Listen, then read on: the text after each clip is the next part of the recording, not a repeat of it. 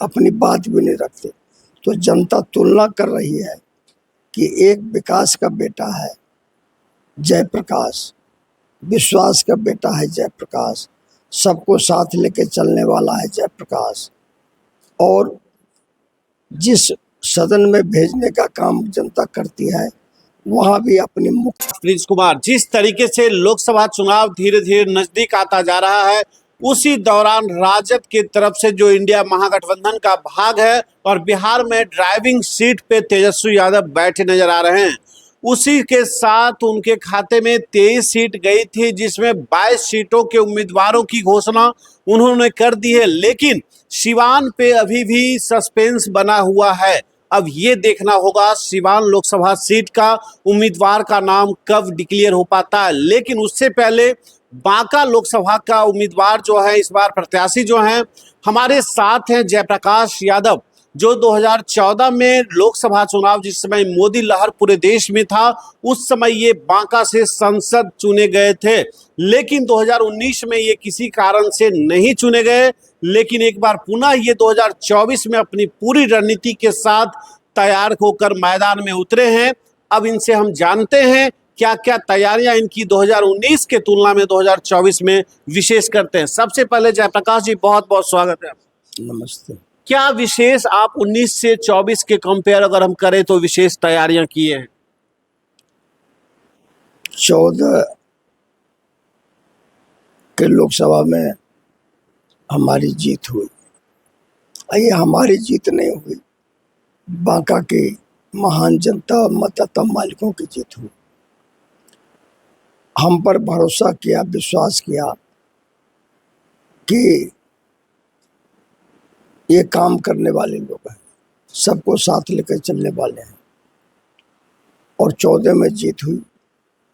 19 में कोई गलतियां हमने नहीं किया, बल्कि पार्लियामेंट में अपना समय लगा करके दिन भर पार्लियामेंट में रहते थे और शाम में बांका आते थे, और फिर जो है सुबह के जहाज से बांका से दिल्ली पहुंच जाते थे अनिसगन। लेकिन जो हमने काम किया और जन विश्वास जीता, इसका प्रचार अंदर तक नहीं हो पाया। उसके कारण मुझे जो है परेशानी हुई।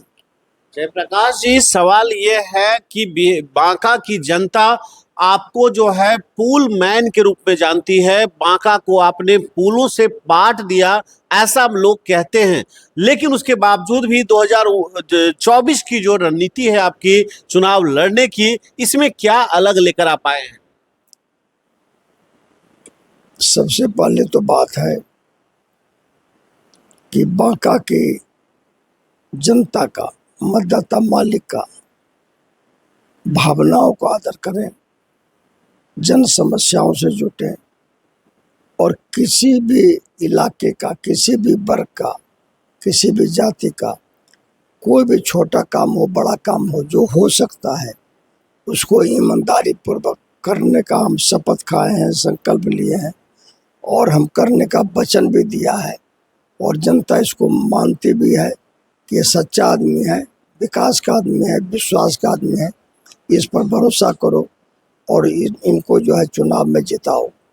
हम पार्लियामेंट में 139 बार बोले, किसके लिए? तो बांका के लिए। और लोग अपनी जुबान भी नहीं खोलते, अपनी बात भी नहीं रखते। तो जनता तुलना कर रही है कि एक विकास का बेटा है जयप्रकाश, विश्वास का बेटा है जयप्रकाश, सबको साथ लेके चलने वाला है जयप्रकाश, और जिस सदन में भेजने का काम जनता करती है वहां भी अपनी मुखर आवाज से बांका के सम्मान को बढ़ाने का काम करते हैं जयप्रकाश। जयप्रकाश जी, एक सवाल ये भी होगा कि मोदी की गारंटी बहुत ज्यादा ट्रेंड में चल रही है लगातार इस बार। मोदी की गारंटी के सामने आपकी रणनीति क्या होगी और कैसे आप उसका सामना कर रहे हैं? जब जनता का विश्वास और मतदाता का विश्वास चल पड़ता है बाढ़ के तरह, समुद्र के तरह, और भावना के साथ कि हमें कुछ नहीं चाहिए, हमें जयप्रकाश चाहिए, और उन पर विश्वास है और राजद ने एक बेहतर उम्मीदवार को खड़ा किया है, तो यहाँ हम पर भरोसा किया है, विश्वास किया है, और यहाँ कोई किसी की पहचान नहीं। यहाँ सिर्फ जो राजद के उम्मीदवार, महागठबंधन के उम्मीदवार जयप्रकाश यादव की पहचान है। एक आखिरी सवाल जयप्रकाश जी, आपके नेता तेजस्वी यादव लगातार कहते नजर आते हैं कि हम माई के साथ बाप की भी पार्टी हैं और हम A to Z की विकास की बात करते हैं, कैसे इसे आप साबित करेंगे?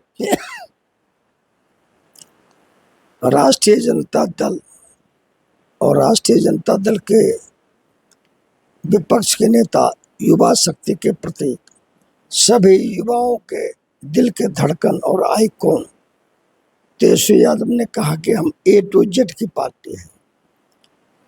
हम समाज को जमात के रूप में लेके चलना चाहते हैं, तभी जो है समाज बनता है, तभी जो है राज्य बनता है, तभी जो देश बनता है।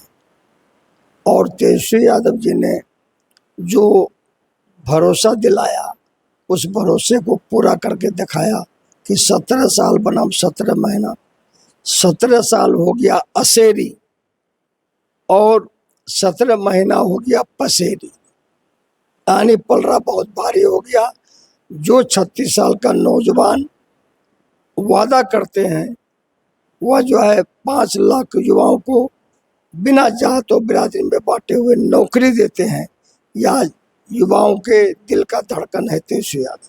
चलिए, बहुत बहुत शुक्रिया जयप्रकाश जी। आपने अभी जयप्रकाश जी को सुन रहा था और इन्होंने साफ तौर पे ये कह दिया कि जिस तरीके से हमारी गठबंधन और हमारे नेता Tejashwi Yadav A to Z और माई बाप की समीकरण के साथ साथ चौतरफा विकास की बात करते हैं, हम उसी कॉन्सेप्ट के साथ आगे बढ़ने की बात कर रहे हैं। दूसरी बात इन्होंने ये भी कहा कि बांका लोकसभा की जनता सिर्फ और सिर्फ किसी को जानती है विकास के रूप में, तो वो जयप्रकाश यादव को जानती है। लेकिन मैं आपको ये भी बता दूं कि अभी जो यहाँ से सिटिंग सांसद हैं वो जदयू से है और वो भी यादव समाज से आते हैं।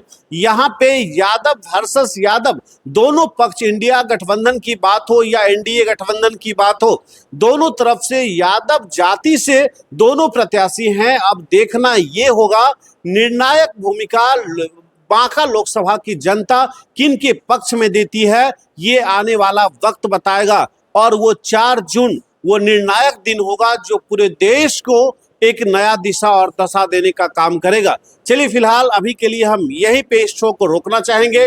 आप हमें इजाजत दें, तब तक के लिए बने रहे जनता जागरण के साथ। मैं हूं आपके साथ प्रिंस कुमार। नमस्कार।